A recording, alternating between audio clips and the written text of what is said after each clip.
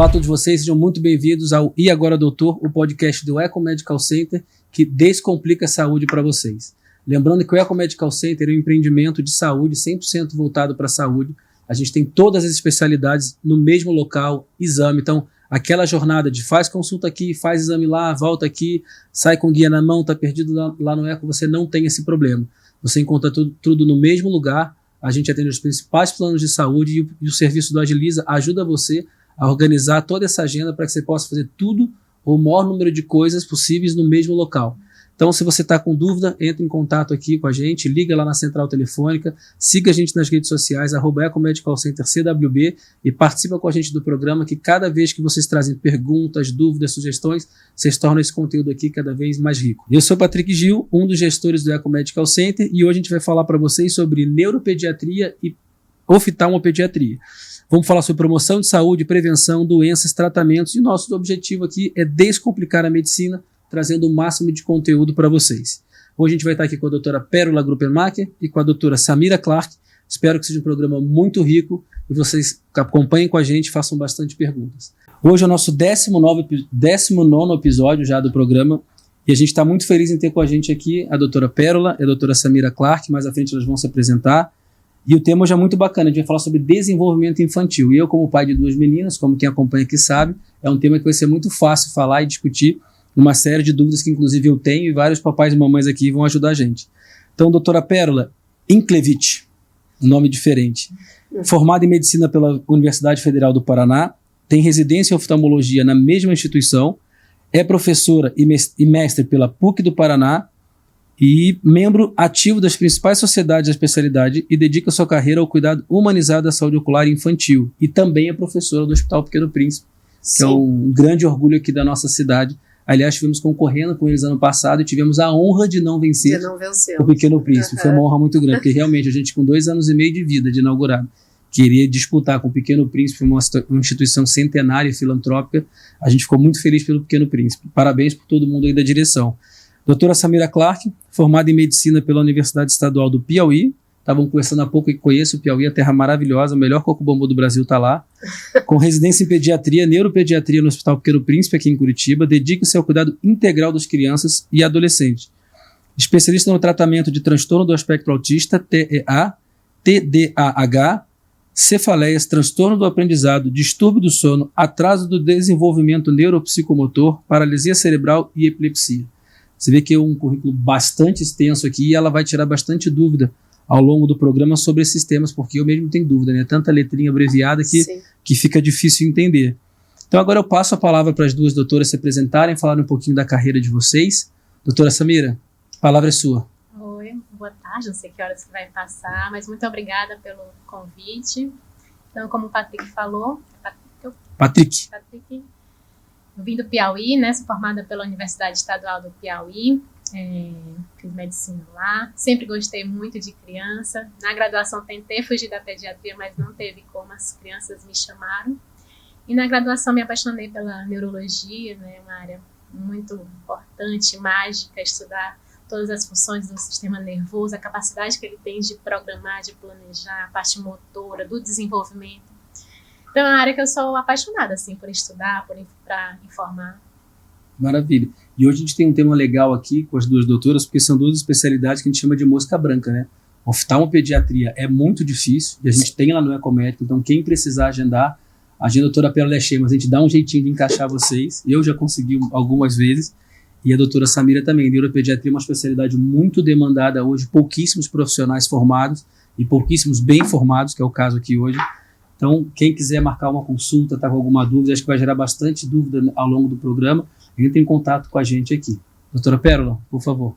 Boa tarde, obrigada pelo convite. Eu me chamo Pérola Gruppenmacher Inklevich, o nome é difícil mesmo.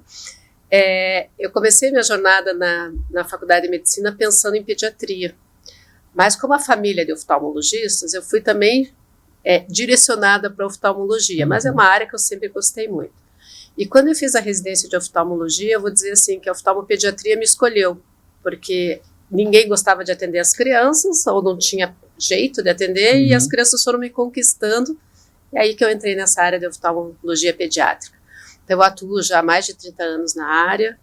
Eu trabalho há muitos anos no Pequeno Príncipe, agora na Ecomedical também.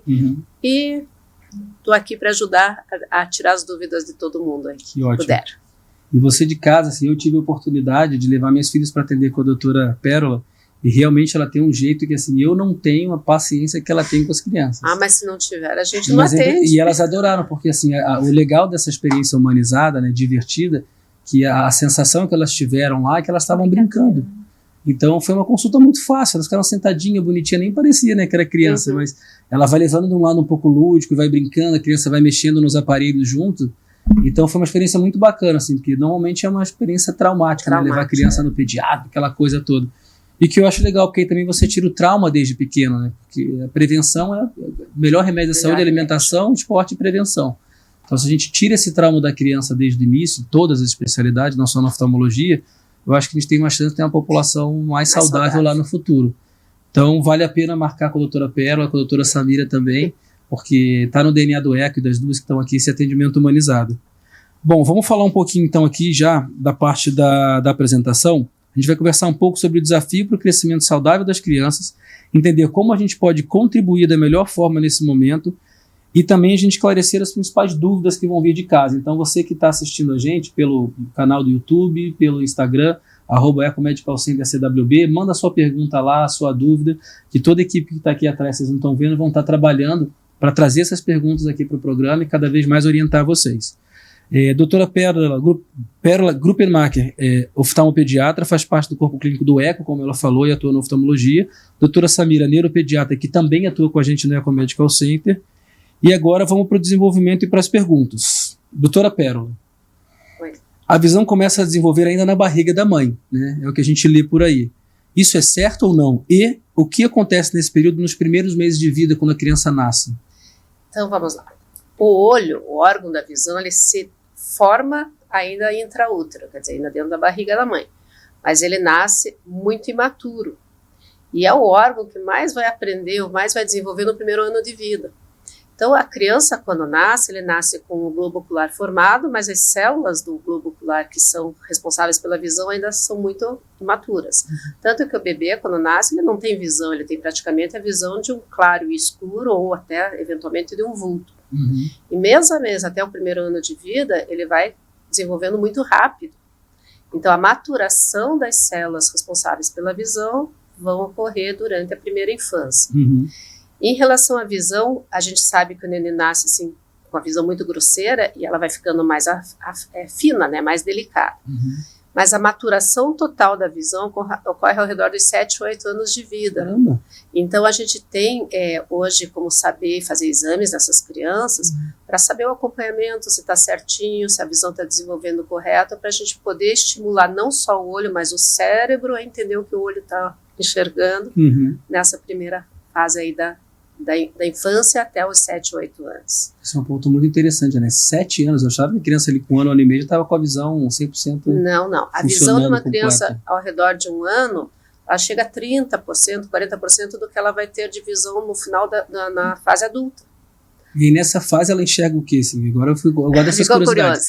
Essa fase que ela está com 1 ano e meio, 2, que pra gente até agora ela enxergava tudo. Bastante, mas assim, a visão, como é um processo gradativo de aprendizado, só vai chegar igual a um adolescente, um adulto, ao redor dos 6, 7 anos, aquele potencial de 100% que a gente consegue aferir no teste de visão. Assim, cor, contorno, ela vai ganhando mais nitidez, então. Então o neném nasce com a visão bem grosseira, nos primeiros meses, 2, 3 meses, só vê preto e branco, e próximo não consegue enxergar uma distância muito grande. Ao redor dos 3 meses, o nenê que nasceu de tudo certinho, com desenvolvimento normal, começa a perceber cores, então cores fortes, cores primárias, nada de tom pastel, vermelhão, verde, né, começa a chamar atenção. Não tem cinza claro, cinza escuro, cinza é cinza. Não, para eles é tudo igual. E eles daí vão começando a perceber, por exemplo, a visão binocular, os 2 olhos ao mesmo tempo, e até 1 ano eles já são 6 meses em diante, já são capazes de ver em profundidade as imagens e já tem uma visão de meio metro até 1 metro bem nítida, mas muito longe ainda não. Que legal. Bacana, mais um aprendizado aqui. Tem uma segunda pergunta. qual a importância daquele famoso teste do olhinho que foi tão discutido há pouco tempo por aquele apresentador, o Tiago? Desculpa, qual a principal importância do famoso teste do olhinho e de investigar a visão nesse momento? O que ele detecta? Então vamos lá. O teste do olhinho, ele foi instituído como um teste obrigatório nas maternidades, é lei. E ele é um teste que é feito pelo pediatra, não é pelo oftalmologista. E ele simplesmente mostra para o médico se os meios transparentes do olho são transparentes, ou seja, se a luz passa através de todo o olho, que tem que ser transparente dentro, e chega lá na retina, que é mais avermelhado. O fundo do olho tem um reflexo avermelhado. Por isso que é chamado teste do reflexo vermelho ou teste do olhinho. Sim. Então ele diz para nós, por exemplo, se existe alguma alteração nesses meios, que são a córnea, o humor aquoso e vítreo e o cristalino. Então, por exemplo, uma criança nasceu com uma catarata congênita, que existe. No teste do reflexo vermelho, já na maternidade, é detectada essa alteração. E daí encaminhado para o oftalmologista. Então, ele é importante não para dar um diagnóstico de doença, mas para dizer para nós que já tem alguma coisa alterada. Baseado nisso, a gente vai tentar tratar esse olho por um problema para não deixar que ele chegue nessa maturidade sem enxergar. E agora um ponto que eu acho que fala sobre isso, quando era pequena, você tira a foto, sai criança com aquele olho vermelho. É um teste do olhinho. E falava, não, criança que sai com olho vermelho é olho bom. É olho bom, porque os meios transparentes são normais, então a luz passa através e chega na retina e ele reflete. Veja, o olho ele é um círculo, né? Ele é uma circunferência. Quando a gente faz o teste do olhinho, a gente só vê a área central do eixo da visão, não vê o olho como um todo. Sim. Então, ele é um teste muito importante, mas ele não dá diagnósticos e nem vai dizer se você vai enxergar depois ou não, se vai ter um estrabismo ou não, se tem alguma cicatriz, por exemplo, em fundo de olho. Não. Ele vai dizer simplesmente que a anatomia está formada. Entendi. E hoje em dia tem muito equipamento moderno, né? Recentemente, na montagem do serviço lá do ECA, a doutora Pérola faz parte, a gente fez um investimento grande em equipamentos de ponta, e é impressionante, assim, porque eu fui à feira em São Paulo para entender o que eram aqueles equipamentos. Tem equipamento que você põe o rosto lá, fica 3 minutos e já sai do outro lado um monte de resultado, que antes eram vários equipamentos. Então, a jornada também, que é o que eu acho que incomoda muito o paciente, assim, eu falando como não sendo médico, né, um leigo, é aquela rotina, você vai num lugar, aí marca no outro, aí libera no convênio, aí volta aqui. E no ECO a gente tem tudo integrado num só lugar. Sim. A gente atende os principais planos de saúde, tem o parque completo de exame. Então, realmente, essa facilidade de você ir lá com agilidade, tem estacionamento, ambiente coberto, monitorado, restaurante, cafeteria, e você vai lá, faz teu exame e sai, isso acho que dá um conforto muito grande, né? Porque você fica aqui, vai fazer um exame lá, volta aqui, eu acho que as pessoas acabam não fazendo, né? Eu mesmo brinco, várias reuniões que eu faço, todo mundo tem um monte de guia na bolsa, né? Eu preciso liberar isso aqui tudo e tal. E a gente lá faz esse trabalho com a Agiliza de facilitar a jornada do atendimento de vocês que estão em casa. Então, uma coisa que a gente brinca lá no ECA, a coisa mais importante da vida, depois da saúde, é o tempo. Então, a gente respeita muito o tempo e tem trabalhado para que esse tempo, tanto para o profissional médico quanto para o nosso paciente, ele seja o mais eficaz possível. Assim. A pessoa não precisa ficar lá dentro mais do que o tempo que ela precisa. Para cuidar da família dela, do que importa. Agora, pegando o gancho dessa parte da formação do olho, acho que tem bastante a ver com a parte da neurologia pediátrica. Eu queria que você falasse um pouco primeiro dessa relação da neurologia com a visão, né, a formação da criança, o que isso impacta, e também nos demais sentidos, né, que além da parte da oftalmologia tem olfato, tato, paladar, todos aqueles outros sentidos. Como é que hoje se desenvolve isso na vida da criança ali que está nascendo? Não, faz muito sentido, né, o que ela falou, que o cérebro tem que aprender a enxergar, né, e realmente a visão é fundamental. Através do olho, né, está tudo interligado ali no sentido da visão, que aí a criança consegue ter uma boa coordenação motora, pegar os objetos, escutar, sentir, levar na boca, pegar os objetos, põe na boca, já tem um paladar também, então está tudo interligado, né? Legal. Essa parte da formação física do olho, que eu entendi que você falou que vai desenvolver na célula, também imagino que tem desenvolvimento da parte neurológica, né? Então tem o aprendizado da célula ali na ponta do olho, enxergar a cor, o contorno, a nitidez. E existe algum estímulo que possa ser feito nos bebês que auxilia a criança a se desenvolver melhor como um todo, assim? Uma pergunta um pouco complicada, mas estou tentando perguntar como pai aqui, né? O que a gente pode fazer hoje para estimular a criança a ter esse desenvolvimento de todos os sentidos de maneira mais completa, assim, mais adequada? Em relação à visão que ela já falou, que já que no começo eles enxergam mais preto e branco, então realmente os brinquedinhos preto e branco ali no começo chama mais a atenção do bebê. E claro, a face humana, eles dão bastante preferência do pai, da mãe chegar ali próximo, né, uma distância ali de no máximo 30 centímetros no começo, e ver se ele está acompanhando, né, aquele objeto, aquela face humana. E, claro, todos os brinquedinhos, eles vão reagir a sons, vão conversar bastante com aquela criança, cantar, chocalho, né, balançar para ver se ele está seguindo o som, se está reagindo ao som. Cantar, abraçar, tudo isso é importante para estimular. Ler um livro, mostrar as figuras, mesmo sendo desde pequenininho, tem que estimular. Eu acho interessante, você compra um presente, eles adoram a embalagem, né? Faz barulho, né? E o tato também, né? É muito mais barato, né? A indústria de brinquedo não briga comigo, mas eles adoram a embalagem, é impressionante. Com certeza. Sensorial. Né? A embalagem e bater, né? Acho que mexe com o estímulo dele. E na sua visão, doutora, assim, qual que é o principal papel dos pais, né, que são os cuidadores, nesse estímulo do desenvolvimento? O que é recomendado que eles façam?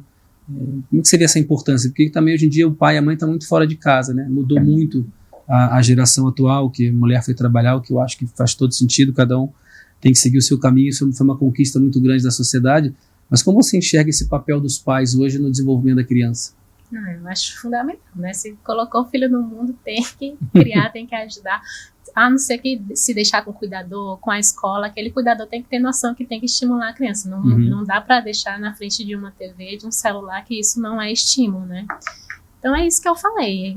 Tem que olhar no olho da criança, tem que conversar com ela, nem que seja no bebenês, mas pode até falar de linguagens claras. É isso que você quer, o papai, né? Conversar com aquela criança desde cedo. Cantar, e em todos os momentos, assim, trocou uma fralda, vai conversando, vai mostrando para ela, no banho, a mãe ali na amamentação, aquele contato visual é muito importante, então tudo é um estímulo, né? Eu vejo que é coisa do cheiro, né, como o bebê tem o cheiro da mãe, não precisa nem ver, só de sentir o cheiro no ambiente eles já mudam, é impressionante. As brincadeiras, né? Uma vez me falaram uma coisa, não sei, esses mitos e verdades que vão ter no final, que a gente não deve falar com a criança como se fosse um bebê. Deve falar com eles, e principalmente quando eles falam errado, que acha bonitinho, né? Vou lá fola. Dizem que não é recomendado isso, que tem que falar certo para ela aprender certo. Faz sentido isso? Faz sentido, é verdade. Só que às vezes a gente acha tão bonitinho. É bonitinho pra caramba. A minha acorda de madrugada, 3 da manhã, aí vai lá. Papai, vem aqui. Bonitinho. Maravilhoso. Mas tudo são fases, também não dá para exagerar, que hoje em dia tudo tem que fazer o certo, né? Tudo bem, é uma fase, aquela fase do cebolinha, assim, geralmente passa. São raros os que tem que ir para fundo, né? Fazer um acompanhamento mais profissional. Mas sim, o certo é falar com a linguagem clara. Você estimula ele falar mais tempo errado, porque é bonitinho, eles adoram chamar atenção. Maravilha. Doutora Pérola, como os pais identificam que os filhos podem estar com algum problema de visão, principalmente nesses primeiros meses que a criança não fala ainda, né? O que eu gostaria que as pessoas entendessem assim, o teste do olhinho é feito na maternidade, mas a gente tem que repetir durante o primeiro ano de vida. O pediatra mesmo pode repeti-lo. E, ao máximo, com 1 ano de vida, deveria fazer uma avaliação completa oftalmológica com aquele exame chato que a gente pinga colírio, que dilata a pupila, que os pais não gostam muito, para ver toda essa formação. Quando os pais já têm outros filhos, é fácil de ver nesse primeiro ano de vida se existe alguma dificuldade, porque compara uma criança com a outra. Mas existem alguns sinais que dão para nós que a visão da criança pode não estar desenvolvendo bem. Por exemplo, um olho que treme sem parar, que a gente chama de nistagmo. Um estrabismo que não melhora, porque o estrabismo até 6 meses pode acontecer de vez em quando, mas se ele for fixo já não é normal, então quer dizer, não desapareceu aquele estrabismo latente, também é um dos sinais. A criança que aproxima muito dos objetos, ou traz tudo muito pertinho, ou fecha um olho para focar. Então você vai mostrar alguma coisa, ele fecha um olhinho, põe a mãozinha na frente. Às vezes o bebê já põe a mãozinha na frente, como se aquele olho estivesse atrapalhando. E é importante a gente fazer essa avaliação nesse primeiro ano, porque a criança não fala, mas a gente tem como fazer o exame. Então não precisa ter a informação da criança. E a criança, quando vai ficando maiorzinha, a gente começa a perceber outras coisas. Por exemplo, doutor, meu filho não conhece cores. Então a gente vai se direcionar. A mãe percebeu, ou a escola percebeu alguma dificuldade. Ou ele chega muito perto para fazer as atividades. Então são alguns sinais que eles dão que tem algum problema. E esse teste que é feito na maternidade hoje, ele é obrigatório, é lei? É lei. É lei. Porque as minhas duas quando nasceram fizeram, né? É obrigatório. Inclusive na rede pública tem que ser feito. Tem que ser feito. Quem está em casa e eventualmente não fez, tem algo errado. Fica atento. Tem que ser feito, tanto que na carteirinha lá da saúde vai o teste do olhinho lá. Existe um teste do olhinho básico que o pediatra faz, e algumas maternidades oferecem um teste ampliado, que eles já fazem a dilatação de pupila e já fazem nas primeiras horas todo o exame. Então, mesmo que não seja feito o ampliado, o teste simples é bastante eficiente. E para tirar um pouco desse medo, mito dos pais em casa em relação à pupila que tem que ser dilatada, vamos deixar eles tranquilos aqui. Apesar deles não gostarem. Ninguém gosta porque a visão fica um pouco borrada nas primeiras horas, principalmente para perto mesmo da criança. Mas é um exame que a gente tem que fazer, porque não adianta eu olhar só um pedaço do olho, eu tenho que olhar o olho como um todo. Então, o colírio que a gente pinga não tem contraindicação. Quando existe uma criança, por exemplo, com crise de epilepsia, que tem algum cuidado neurológico, alguma contraindicação para uma alergia, a gente usa colírio que não dá reação. Tanto que a gente usa em UTI neonatal, por exemplo, quando precisa examinar uma criança prematura, a gente pinga sem risco nenhum. A criança vai chorar, claro, ela vai chorar porque ela nunca pingou colírio na vida, é uma coisa diferente. Vai ficar com a visão turva, vai ficar agoniada. Mas é muito pouca a visão turva nessa faixa etária. Então, a gente sabe que o efeito é rápido e o exame também é rápido. Então, o máximo que a gente vai ter que fazer é segurar o rostinho do bebê ou o rostinho da criança para terminar o exame. Mas é coisa de 2 minutos, 3 minutos você faz o exame. Então, não dói. Não dói. É rápido. Não fica tão turvo assim. O benefício é gigantesco. Gigantesco. Então, assim, tem que fazer. Pelo menos uma vez antes dos 5 anos, o exame completo é obrigatório. O ideal é que seja feito no primeiro ano de vida. Eu percebo muito isso, né? O pai e a mãe têm mais espelho do que a criança. Com certeza. E aí queria aquela coisa do medo, não vou no médico. E eu estimulo as minhas a irem pra caramba.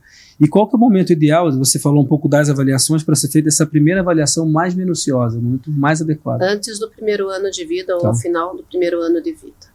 E a gente sempre pede que essas consultas venham a ser anual.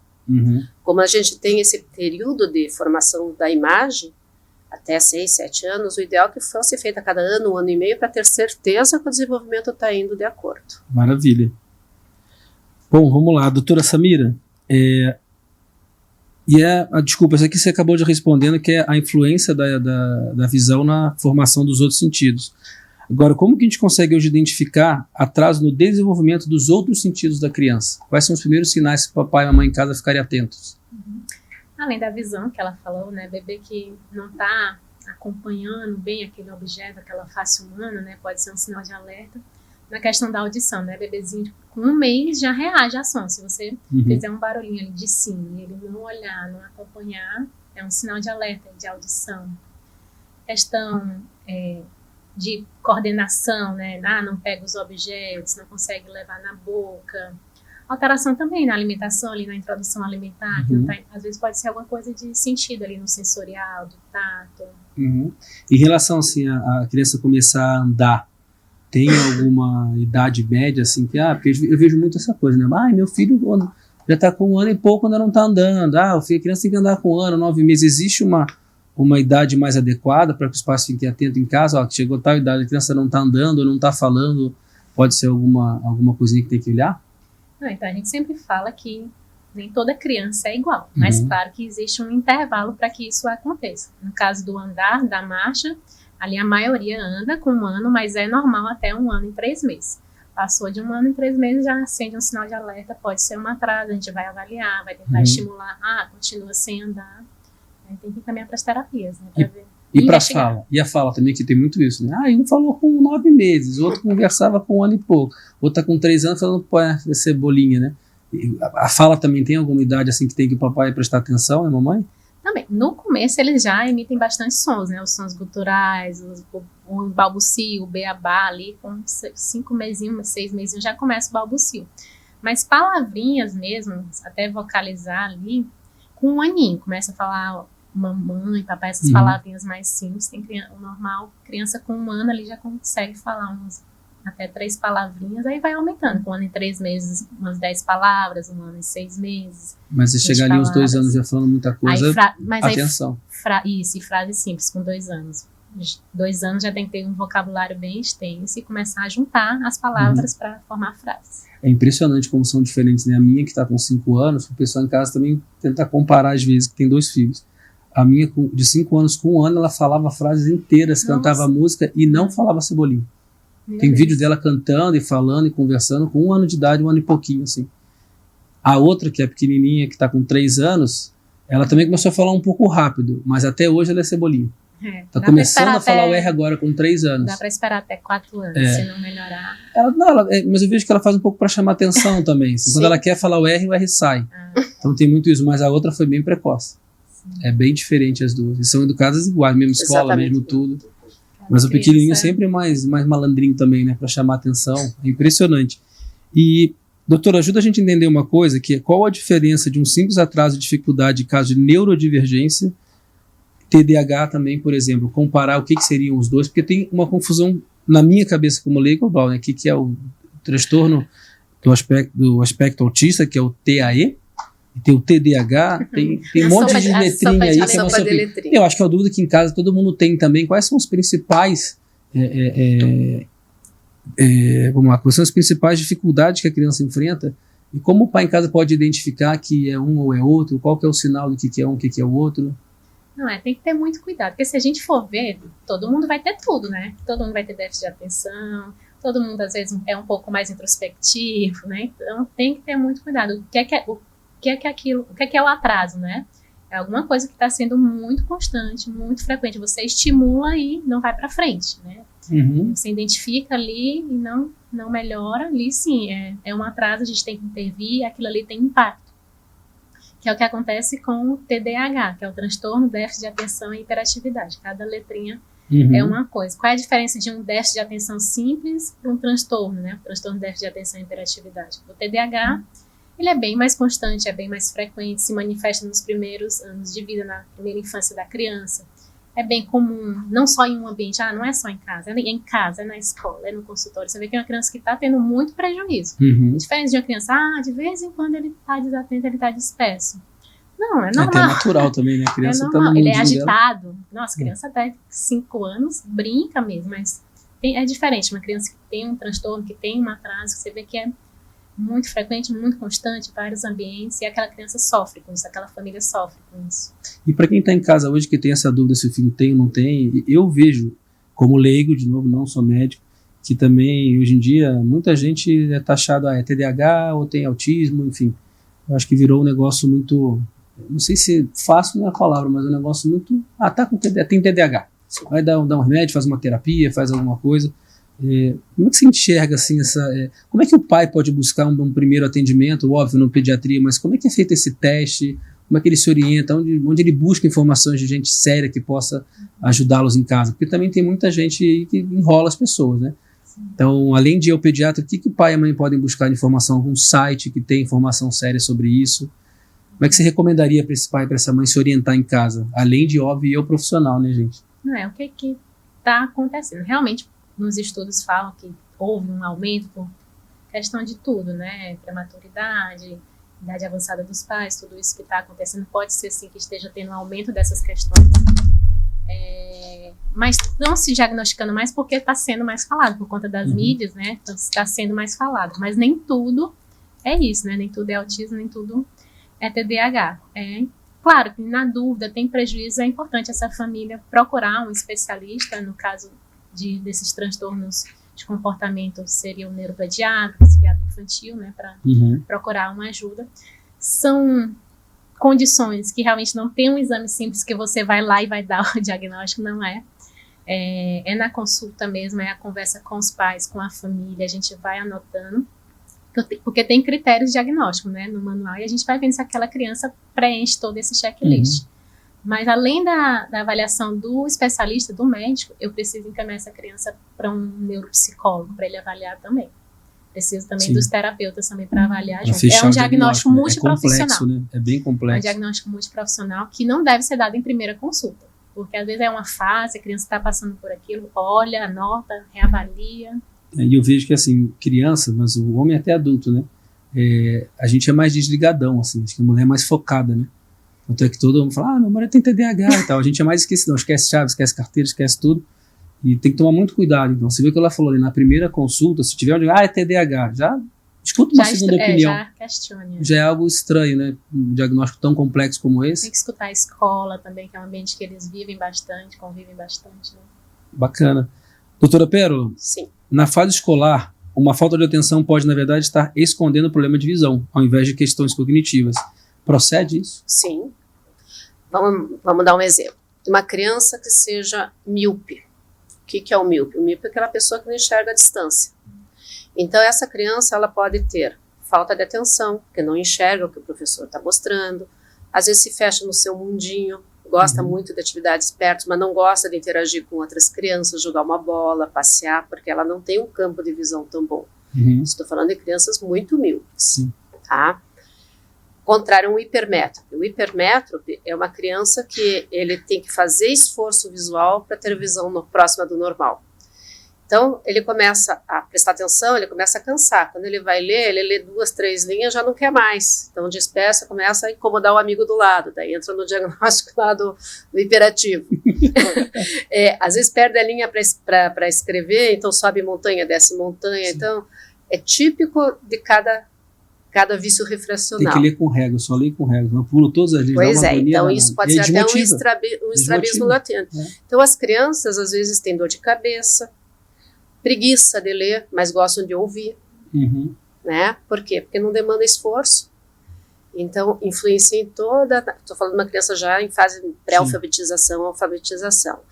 Mas tem mães, por exemplo, crianças pequenas, que a gente detecta numa consulta de rotina altos graus, você põe o óculos na criança, a mãe diz assim, doutora, a senhora não imagina, meu filho não subia a escada, agora está subindo. Caramba. Ou não andava, não tinha segurança, não largava da mão, no dia que pôs o óculos, saiu andando.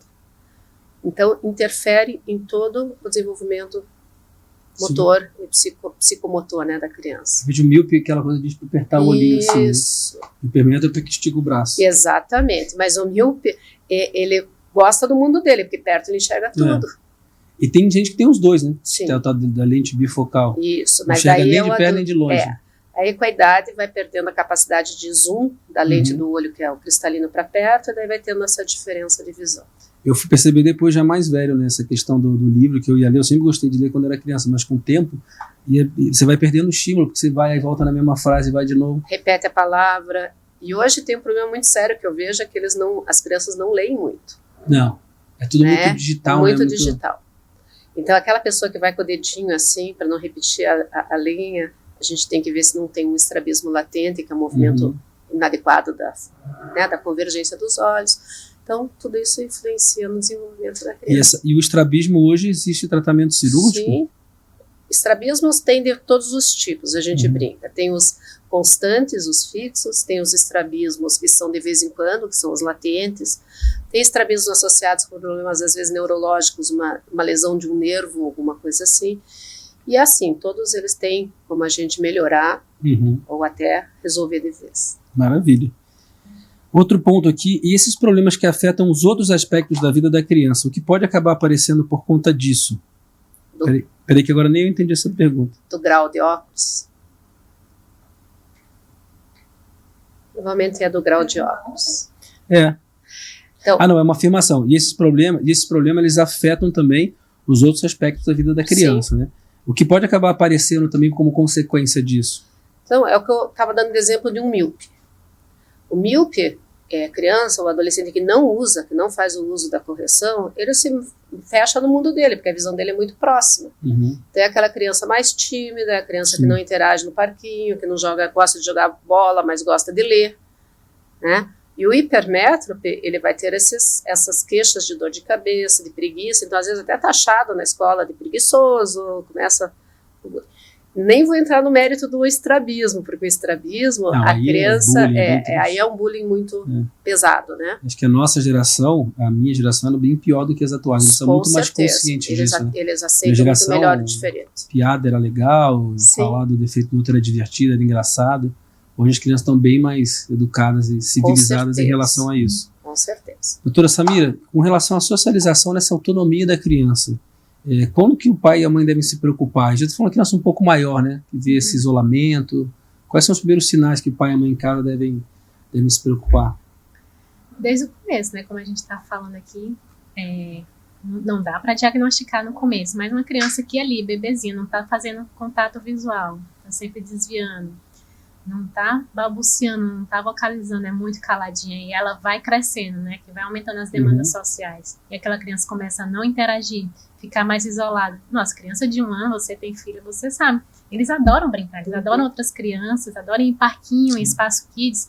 Então, uma criança que não gosta disso, que não está contactando, que não está socializando, é um grande sinal de alarme, né? Sim.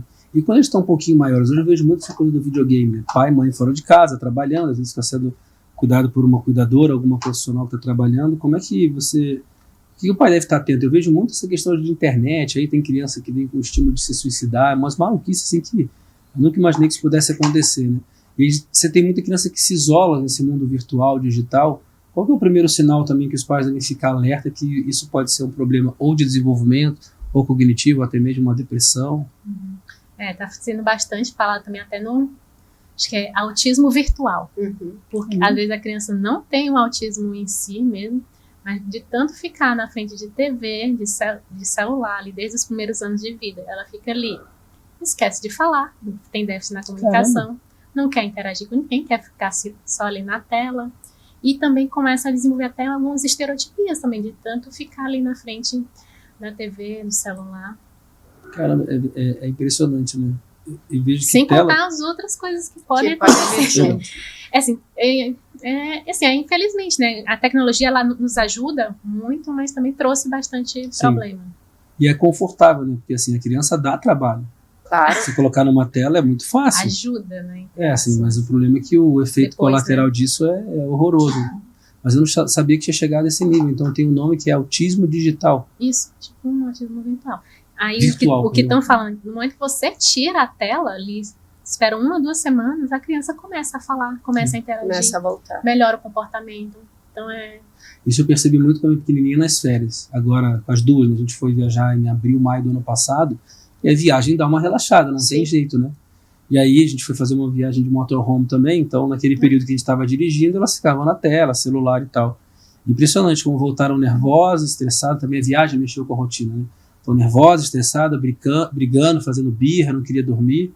Aí a gente foi, né? Voltando para a rotina e tira a tela. Tirou a tela, virou outra criança. Né? Primeiramente é chororô, gritaria, aí você pega, dá uma tinta, dá uma atividade. Né? Ela fala, eu amo atividade. A gente compra tinta, faz lápis, falta pra isso. Suja tudo, aquela bagunça, o sofá vai embora por ano, mas é impressionante como ela se desenvolve muito bem, porque a tela é um conforto para os pais. Para quem cuida. E é uma destruição completa para a criança. Você pode ver, muda o humor na hora. É só ver muito desenhozinho, já está no dia seguinte mal-humorado, não quer tomar banho, não quer comer.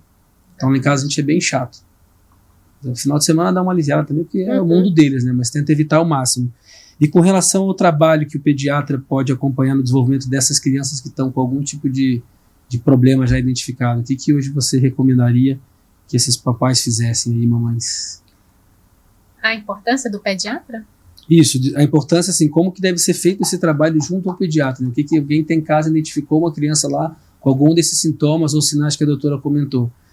Como que deve ser esse trabalho, a relação com o pediatra? Porque também vejo que tem muito pai e mãe que entrega ao pediatra e sai com o papel uma receita, né? Mas eu acho que esse cuidado com a criança, ele também tem muito o que o pai vai fazer em casa, né? Como é que você enxerga hoje essa relação do pediatra com o pai, com a mãe, a recorrência que essa criança deve voltar no consultório? É fundamental, a gente pede muita ajuda dos pediatras, até porque, como você falou, os neuropediatras não estão dando conta, assim, como tem poucos, né, no mercado. Então é fundamental, a consulta seriada ali com o pediatra, no primeiro ano de vida, geralmente mensal, depois vai se passando, né, a cada 2, 3 meses, fica depois a cada 6 meses. Então é muito importante levar o filho no pediatra, porque, viu alguma coisa que não está indo tão bem, acendeu o sinal de alerta, estimula primeiro, resolve aquilo, não resolveu, aí encaminhar para especialista ou para um terapeuta para avaliar. Assim, a gente precisa muito da ajuda dos pediatras. Sim. E o legal é falar para vocês em casa que não é, como a gente tem um corpo clínico completo, você tem o especialista, que é o pediatra, mas você tem a subespecialidade. Então a gente tem a doutora que é neuropediatra, além de pediatra tem a subespecialidade. A gente tem lá pneumopediatra, que é uma outra especialidade aqui em Curitiba com um clima muito demandada. Tem oftalmopediatra. Então a gente tem vários subespecialistas lá para poder fazer, inclusive, um diagnóstico mais complementar se for necessário. Acompanhamento psicológico, acompanhamento psiquiátrico. Então um corpo clínico bem completo para que vocês possam resolver tudo no mesmo local. Então Se o Val não me trair de novo aqui com essa obrigação dele, aparece o númerozinho aqui do Eco, você pode ligar lá, entrar nas nossas redes sociais também, @ecomedicalcenter_CWB, e lá você vai ter acesso a todas as informações. Agora uma pergunta, a gente vai começar com pergunta dos seguidores, tá? Então foram perguntas feitas pelo público de casa, a gente fica muito feliz quando vocês participam aqui. Doutor, agora temos aqui, agora essa é a leitura. Doutora Pérola, meu filho olha o celular muito de perto, isso é sinal de problema de visão, quais os riscos isso traz? Então nós só falamos, né, dos eletrônicos aqui. Veja, a gente tem observado crianças, às vezes até bebês, com o celular já próximo do rosto. Primeiro, assim, dependendo da idade da criança, eles trazem pertinho, eles chegam perto da televisão porque é uma curiosidade deles, né? Não quer dizer que seja um problema de visão. O que a gente sabe que o uso de telas muito próximo faz? Primeiro, que uma criança, por exemplo, que tem uma tendência a ser estrábico, se ele aproxima muito o objeto, ele força o olho para dentro, então ele pode descompensar uma situação que estava controlada. Eles piscam muito menos. A gente sabe que hoje o usuário de computador, de telas, não piscam. Então, trazem muito a queixa do olho seco. E na criança, muitas vezes, é confundido com conjuntivites alérgicas. Porque se você não pisca, não hidrata, piora a condição alérgica. Dores de cabeça. E o comportamento dessas crianças que vão modificando. Não é que ele traz hoje... A criança só chega perto porque não enxerga. Ela chega mais perto por causa da curiosidade. O que hoje a gente tem visto nos últimos anos, desde a pandemia, um aumento muito grande do desenvolvimento de miopia infantil, ou o que a gente chama hoje de pré-míopes, que são aquelas crianças que têm toda a chance de serem altos míopes depois, mas ainda não são. Porque alguns estudos estão mostrando que o esforço visual e a visão só de perto, não trabalhando com a visão de longe, aquelas crianças com horas na telinha, fazem com que a miopia aumente muito mais rápido no tamanho, né, no grau da miopia, quanto mais precoce. Sim.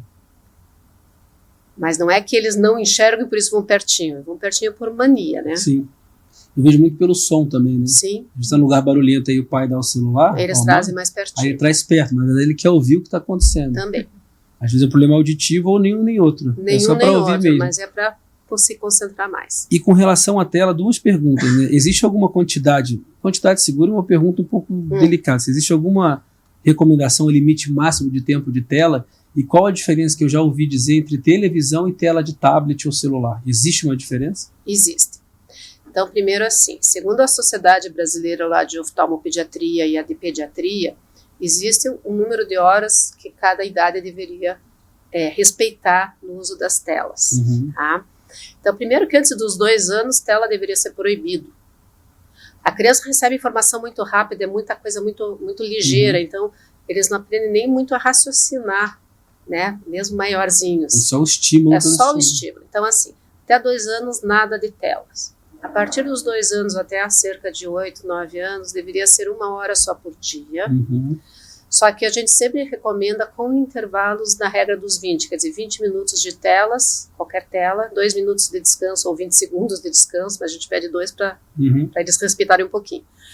Então, 1 hora por dia seria o suficiente. E o resto do dia brincar, sair ao ar livre, trabalhar no sol, sair no sol, passear, porque isso que traz o estímulo maior para o desenvolvimento da criança e da visão, no caso. Depois, na fase do pré-adolescente, adolescente, 2 horas por dia. O adolescente, às vezes, fica a noite inteira na tela. Sim. Então, o prejuízo, como ela estava explicando, né, neuro, todo ele, né, faz o autismo até, como a colega falou, isso é abuso de tela. Então, nós temos a síndrome do olho seco, a dor de cabeça, a baixa de interação social, etc., né? Para o olho, isso faz um aumento da miopia, isso é comprovado. Por que a televisão é menos pior do que o celular ou o tablet? Porque ela é maior e fica reta para frente, o olho fica numa posição de descanso para frente. E outra coisa, você fica vendo televisão, você não fica parado assim, a criança interage com o que está do lado, ela participa, ela desliga um pouquinho, vai lá para fazer outra atividade, então não fica as 2 horas direto ali na tela. Então, eu brinco assim, a televisão é menos pior do que o tablet, que ele é maior e você põe um pouco mais longe, e o celular é o pior de todos. Então, quando a gente ensina, a gente diz assim, braço esticado com o celular ou apoiado na mesa, né, não para a criança ficar lá em cima, mas ficar numa posição, né, boa, e respeitar a regra dos 20. Agora uma pergunta, eu já ouvi dizer essa história do que o raio, o celular e o tablet emitem uma luz azul que ela estimula mais, é pior para o olho da criança. São estudos, não é nada comprovado ainda cientificamente, mas sim, porque o que a gente tem visto é bem isso, que elas estimulam a parte superficial da córnea, ela resseca mais, por isso que a gente usa muito o filtro azul para deixar um pouco mais descansado, e existem algumas hipóteses de que estimula o crescimento axial do olho, quer dizer, o olho cresce de frente para trás, que é a indução da miopia. É impressionante, tanto de criança, eu não sei se hoje até a doutora pode responder, né? O tanto de criança que usa óculos hoje e que usou na minha geração, não sei se porque os exames avançaram ou por conta desse uso excessivo de telas. Eu vou dizer assim, Patrick, é que, primeira coisa, os pais estão mais cientes da necessidade de levar os filhos. Então, quanto mais você investiga, mais diagnóstico a gente faz. Então, não acho que seja só a tela em si. Antigamente, você esperava uma criança ser alfabetizada para levar no médico oftalmologista. E era um crime, porque nessa idade ele já tem a formação pronta da visão. Então, hoje, eu acho que o diagnóstico está sendo feito mais cedo. E as telas dão mais clínica. Então, o uso abusivo das telas, eu falei, na pandemia, pós-pandemia, foi assim um boom. Explosão das óticas. Né? Porque trouxe mais queixa. Interessantíssimo. Doutora Samira, a gente falou um pouco do abuso das telas, né? Então você até comentou aqui do autismo digital. Então vou pular para a próxima pergunta. Além disso, qual consequência no desenvolvimento da criança, curto, médio e longo prazo, essas telas podem trazer? Acho que tudo isso que a gente está falando, além disso, do autismo virtual, ela acabou de falar dores de cabeça, alteração na visão. Então, como você falou também, essa luz também diminui a produção de melatonina. Aí interfere no sono, aí a criança não dorme, aí já acorda irritada. E além das outras coisas que eu falei, déficit na comunicação, porque ela fica ali, não quer falar. Hoje em dia tem muitos desenhos que não tem fala, é só o objeto só ali. Barulho, né? Luz. E aí ela não fala, não interage, prefere ficar ali em casa do que sair para brincar, né? Então, sedentarismo, obesidade, pode, então, mascarar um autismo, assim, além de outras coisas. Teve outro ponto que a doutora falou interessante sobre o autismo, que a gente percebe também um aumento muito grande das crianças com autismo, né? Existe algum estudo científico que diga o que está acontecendo com a sociedade e o que pode ser feito para minimizar? Você falou de pais com idade mais avançada. Não, a maioria é genética, 50% é genético, assim. Mas sim, está saindo estudos que tem fatores ambientais que podem estar contribuindo para esse aumento e também a gente está diagnosticando mais também, porque está sendo divulgado mais. Mas dos fatores ambientais, né? Hoje em dia, a idade dos pais mais avançada, ninguém quer ter mais filho tão cedo, né? Quer trabalhar primeiro. Então, a idade dos pais avançados pode ser um fator de risco para autismo. Aí já vem a prematuridade, aí aquele bebê fica na UTI, exposto a um monte de medicação. A mãe também, se não fez um pré-natal correto, usou alguma medicação que não era para usar. São alguns fatores ambientais que estão em estudos que podem estar aumentando o diagnóstico de autismo. E prevenção principal, alimentação, exercício físico. Prevenção, não é nem prevenção, mas sim, isso tudo está em questionamento. A alimentação, né, se pode estar influenciando, ainda não é polêmica, ainda tem, assim, não está conclusivo. Eu falo muito como leigo, né? Mas claro, é sempre importante comer bem, uma alimentação saudável. Eu falo muito como leigo, até assim você vê a alimentação, eu estava vendo uma matéria muito interessante falando sobre alimentação, como isso mudou nos últimos 50 anos, 5 décadas. Você pegava lá a compra de uma casa, tinha X quilos, era um monte de verdura, legumes e frutas. Agora você tem uma quantidade de quilos infinitamente menor e tudo industrializado. Sim. Então você tem aumento da diabetes, problema cognitivo, enfim, um monte de coisa associada, hipertensão, você tem problema de sobrepeso, câncer pra caramba. Só que é complicado, porque é muito prático, né, você comprar um alimento ali pronto, industrializado. Fora o marketing que eles fazem, que é uma coisa... Uma vez o cara falou também, tudo que é muito colorido faz creque, desconfie, né? Porque realmente você comer um negócio crocante aqueles biscoitos antigamente, biscoito de hoje, a crocância é absurda. Inclusive os doces, não só o salgado. Sim. E é muito gostoso. Os pães que duram mais, os leites que duram mais, né? Tudo com conservantes. A conta chega, né? Bom, a gente está caminhando agora já para a conclusão, então tem mais algumas perguntas aqui para a gente já ir fechando, depois tem o mitos ou verdade, que é uma parte muito divertida. Doutora Pérola, quais as condições mais comuns que hoje a doutora recebe das crianças nos consultórios? Bom, primeiro é essa queixa de déficit de aprendizado, que, né, os neuros nos encaminham bastante para a gente ver se não tem alguma influência oftalmológica ali. Estrabismo, bastante criança com estrabismo. Os prematurinhos também, que tem que fazer acompanhamento da formação ocular. E as conjuntivites, conforme a época, né, que também vem bastante como emergência. Na escola é uma febre, né? Pega vai todo mundo. Vai toda a turminha. E a conjuntivite, o pessoal que também tem muita dúvida, ela é bacteriana, ela é viral, o que pode ser feito? Existem de todos os tipos, né? Então, o que a gente fala? A bacteriana, normalmente, ela aparece com secreção amarelada, o olho gruda de manhã, ela transmite mais por contato físico, né? Então, objetos, toalha contaminada, travesseiro. Então, ela passa mais por contato direto. E sempre bilateral. Tá? Já a viral, ela tem os seus ciclos bem típicos das mudanças de estação, às vezes das piscinas também, que é mais de um olho só, sem tanta secreção, é um olho vermelho, bastante vermelho, e não tem o pus amarelo. Sim. Então a gente já pensa na viral. Essa transmite pelo ar. Por isso que turmas inteiras pegam, às vezes um escritório, né, fechado, todo mundo pega. Mas existem também as conjuntivites alérgicas, que a gente vê muito frequente, que é aquela criança entupido também, né? Aí às vezes a criança fica piscando, e daí os pais trazem que está fazendo tique, às vezes não é o tique, é uma conjuntivite alérgica por trás. E existem outros tipos, existe conjuntivite por imunidade, existe conjuntivite por fungo, mas aí já são mais raras. Mas né? assim, a gente tem que tomar bastante cuidado em casa, né? Porque às vezes a criança está com uma conjuntivite viral e é prescrito um colírio com antibiótico e vice-versa. Como é que é isso para os pais assim, em casa? A gente não costuma receitar na viral o antibiótico como tratamento, mas sim para evitar que a criança contamine secundariamente um olho que já fica pondo na mãozinha, às vezes não lava bem a mão, etc. Então, cada uma tem sua característica e sua indicação de tratamento.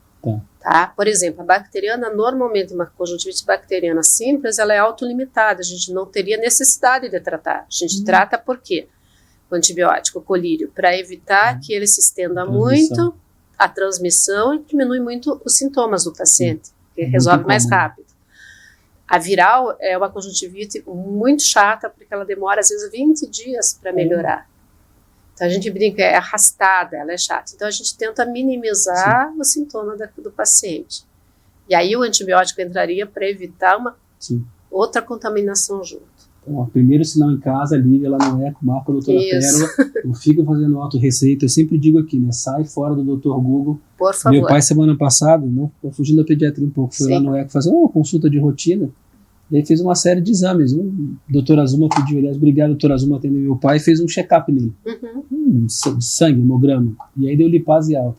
Meu pai já tinha ido para o Rio de Janeiro, que ele mora lá, eu sou do Rio, mora aqui já desde 2019. A hora que ele pegou o exame, meu sangue deu lipase alta, jogou no Google, ele já estava com certeza que ele estava morrendo com câncer de pâncreas. Aí, meu Deus, falei, pai, se tivesse acontecendo qualquer coisa, a Azuma já teria me ligado. A doutora Azuma é super cuidadosa, então calma. Aí ele voltou no dia seguinte, veio do Rio para cá, fez a consulta, não é nada, fez suplemento, medicação, normal. Então tem que tomar muito cuidado com o Dr. Google. O cara acaba morrendo de infarto e morre do que ele não tinha. Com certeza. Então procura um profissional de saúde habilitado, né, bem informado, num lugar onde tenha referência, alguém da sua confiança, mas não fica automedicando não, que o perigo é muito grande. E aí você vê um monte de doença, inclusive de câncer, né, associada a abuso de medicação também. Sim, e muitos remédios que são perigosos não são controlados, né? Então a gente tem que cuidar, não só para o olho, para o geral. Com o tempo foi aprendendo. O próprio anti-inflamatório é um remédio que, se não bem administrado, traz consequências graves no médio e longo prazo. Corticoide é utilizado como se fosse placebo quase, e também tem muita consequência. Estou aprendendo, não sou médico, mas estou aprendendo. O Cássio brinca que meu CRM é um 71, né? O Cássio é nosso olho, é médico, enfim, tem mestrado, doutorado fora do Brasil. E ele brinca, você está com CRM 171. Eu falei, estou quase no 172 já, estou aprendendo. Doutora Samira, o que os pais podem fazer para garantir o desenvolvimento saudável das crianças? Assim? Acho que também tudo isso que a gente falou, coisas simples, né, Patrick, do dia a dia, assim, olhar a rotina daquela criança, fazer com que aquela criança tenha uma boa rotina de sono, a criança tem que dormir bem, nada de ficar madrugando, dormindo tarde. Então, respeitar o sono daquela criança. Alimentação saudável, realmente tem bastante industrializado, mas teve uma mudança, sim. Hoje em dia as pessoas estão evitando sal no primeiro ano de vida, evitando açúcar até 2 anos, então isso é muito importante. E manter isso por um bom tempo. Evitar excesso, né, de açúcar, sal. Atividade física, de preferência ao ar livre, em contato com a natureza, tirar esses mocinhos de frente da tela, da TV, do celular, brincar mais com essas crianças. Acho que são essas pequenas coisas mesmo. Assim. Eu vejo muita diferença, Simples, né? A criança que é criada ao ar livre, né, e a criança que é criada enclausurada. É impressionante o desenvolvimento. Ela aprende muito desenvolvimento mais, é outro nível. Agora a parte que eu gosto pra caramba, mitos ou verdade. Aqui é uma parte que o pessoal de casa gosta bastante também. Então são perguntas e respostas mais objetivas, eu brinco, né? O Val também nunca coloca os tambores para rufar. Um dia ele vai colocar que rufem os tambores. Mas estamos evoluindo. Doutora Pérola, ler ou fazer as tarefas à noite, no escuro, faz mal para os olhos? Faz mal. A gente sempre diz que o ideal é que seja bem iluminado, pelo menos o papel, o livro que você estiver lendo, né? Pode estar escuro o ambiente, mas tem que ter um foco direcionado para aquela atividade. Então é verdade. É verdade. Cansa mais e irrita mais os olhos. Mito ou verdade? O estrabismo pode voltar se a cirurgia for feita muito na infância da criança? Mito. Quanto antes hoje se faz o tratamento cirúrgico quando indicado, né? Mais chance essa pessoa tem de desenvolver normal e manter esses olhos alinhados. Isso é interessante, hein? Doutora, é melhor deixar as crianças vendo TV do que no celular? Mito ou verdade? É verdade. Mas isso não quer dizer que você vai ficar com a criança na TV 5 horas. Não. Tudo tem limite. Sim, com certeza. Doutora Samira, as crianças estão se desenvolvendo mais rápido hoje em dia do que antes. Mito ou verdade? Eu achei polêmico. Acho que é polêmico. Mas pode ser que sim. Hoje em dia, a gente está sendo bombardeado por muita informação. As crianças desde cedo, né? Com essa tecnologia e informação, tem criança falando inglês, outras línguas aí. Então, talvez sim, essa questão de mudança da alimentação, né? A alimentação mais saudável que está sendo falada, isso também contribui para um melhor desenvolvimento das crianças. As escolas estão tentando mudar um pouco ali a metodologia, né? Tentando voltar um pouco mais para a criança não ser só aquela coisa ali. E como tem variedade hoje de metodologia, né? Antigamente tinha 2 ou 3, agora tem 200 metodologias.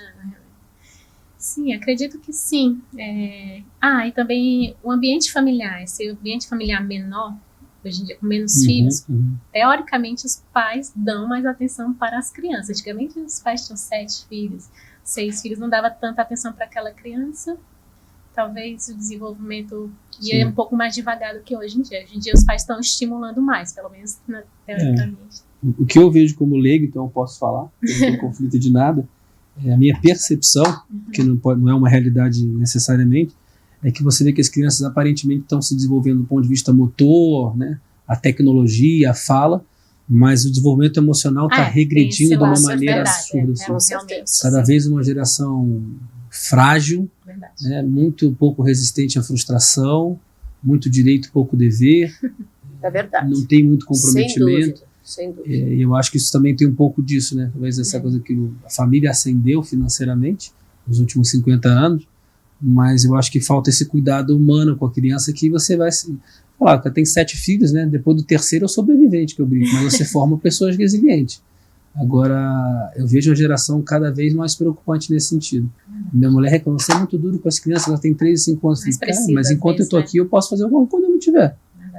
Deus o livre e guarde, mas eu posso estar aqui daqui a 2 anos, eu quero que elas sejam fortes e não dependam de ninguém. Então eu trabalho muito mais hoje, assim, estudo, leio, tento trabalhar o lado emocional do que o cognitivo. Eu falo, nada contra. A escola internacional com 5 idiomas, eu acho que essa geração inteira vai ser trilíngue. Ponto. Inglês, espanhol e português, todos vão falar. Um pouco mais, um pouco menos, mas vão falar. Agora, o lado emocional, eu vejo uma geração assim, complicado. Mas aí é só meu sentimento, não é nada técnico, não há diagnóstico nem dado científico. É a percepção mesmo de um leigo que convive com um monte de gente. É verdade que o crescimento da criança desacelera depois de 2 anos? Mito ou verdade? É verdade.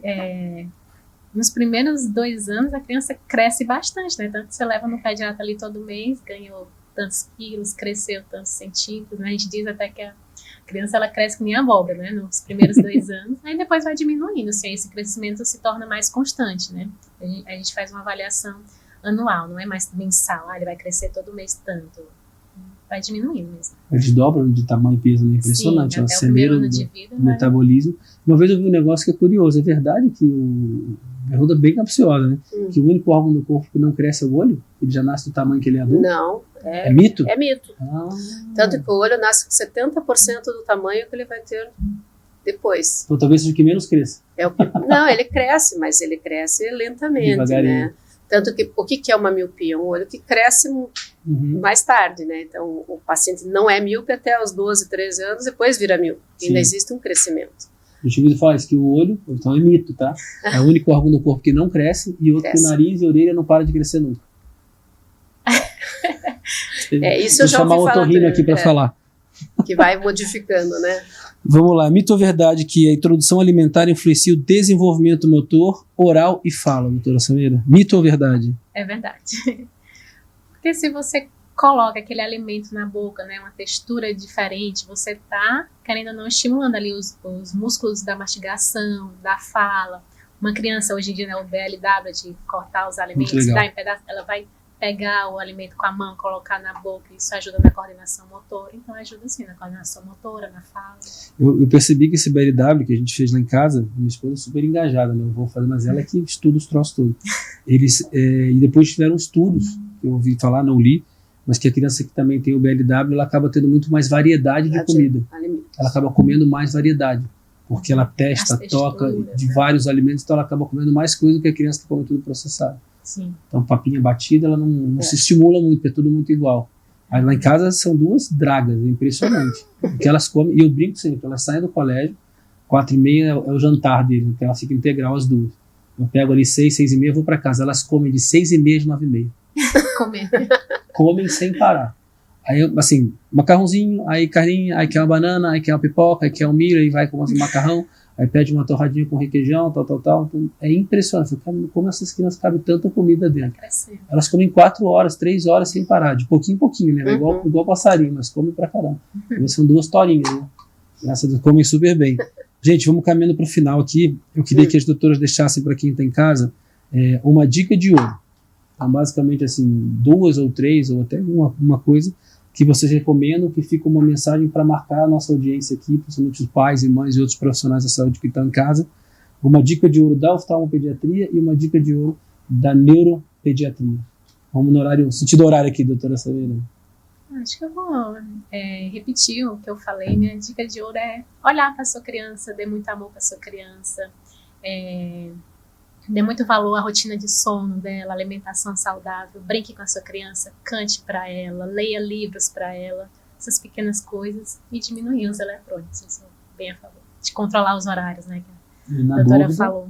Liga lá e marca consulta no app. Sim. Doutora Perol, por favor. Repetindo o que ela já falou, prestar atenção nas suas crianças, nos seus filhos, lembrar sempre de histórias familiares, né? Problemas em relação à oftalmologia da família, e por favor, não dá celular para criança muito cedo. A minha agora pediu com 4 anos. Eu quero celular. Eu falei, vai ficar querendo. Não é para criança. Eu queria um helicóptero, não tem, então você vai ficar sem celular. Tá ela ficou olhando assim, não, tá doido, 5 anos de idade, tem que querer celular, sem querer brincar, correr. Tá certo. Então a gente não deu. Mas eu quero. Então, vai ficar querendo. E fazer as consultas de rotina sempre, né? Não esquecer que o oftalmo também é o médico geral, né? Sim. Antes de oftalmo são todos médicos, claro. Eu sempre digo isso, né? Todo mundo é médico. Depois vira especialista, sou especialista. Gente, obrigado pelo tempo de vocês. A gente sabe quanto que a rotina de vocês é corrida, hospital, consultório, estudando. Vocês não podem estudar a vida inteira. Obrigado por dedicar o tempo de vocês. Obrigado por confiar no ECO e estar fazendo parte do nosso corpo clínico. Deixo aqui um agradecimento em nome do Cássio, que é nosso CEO, em nome de toda a diretoria médica do Eco Medical Center, de todo o corpo clínico e dos funcionários que hoje ajudam a gente a manter essa experiência, esse cuidado, esse carinho com o paciente. Já deixo aqui um abraço de todos eles por essa profissão, esse carinho tão nobre que vocês têm com o paciente. E você de casa continua seguindo a gente, assistindo os episódios, tragam as perguntas, compartilhe. Isso ajuda a gente a divulgar conteúdo e também orientar vocês de casa. Então, obrigado a todos, obrigado pessoal de casa. Até o próximo episódio do E Agora Doutor. Tchau, tchau.